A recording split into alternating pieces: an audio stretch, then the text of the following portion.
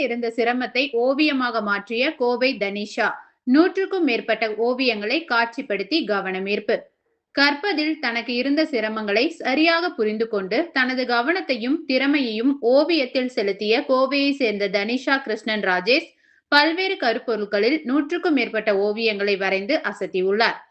குழந்தைகளின் உணர்வுகள், கனவுகள், திறன்கள் மற்றும் அவர்களுக்குள் இருக்கும் தனித்துவமான சிந்தனைகளை வெளிப்படுத்தும் வகையில் தனிஷா வரைந்த ஓவியங்கள் பார்வையாளர்களின் கவனத்தை ஈர்த்து வருகின்றன.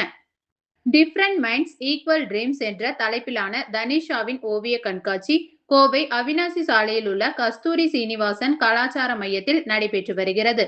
ஆகஸ்ட் 19 முதல் 23ஆம் தேதி வரை நடைபெறும் இக்கண்காட்சியில் தனிஷாவின் கற்பனை திறன், உணர்வுகள் மற்றும் வித்தியாசமான பார்வையை வெளிப்படுத்தும் பல்வேறு ஓவியங்கள் இடம்பெற்றுள்ளன.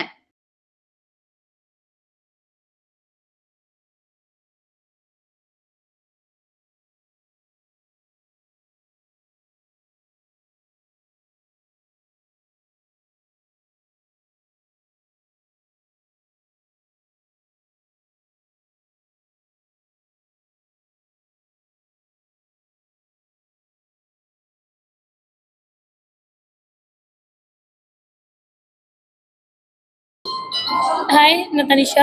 எனக்கு லேர்னிங் டிஃபிகல்ட்டி இருக்குது. எனக்கு படிக்கிறதுல கொஞ்சம் கஷ்டங்கள் இருந்தது. நான் 2, 3 ஸ்கூலில் படிச்சிருக்காங்க. எனக்கு பெருசாக அவேர்னஸ் கிடைக்கல.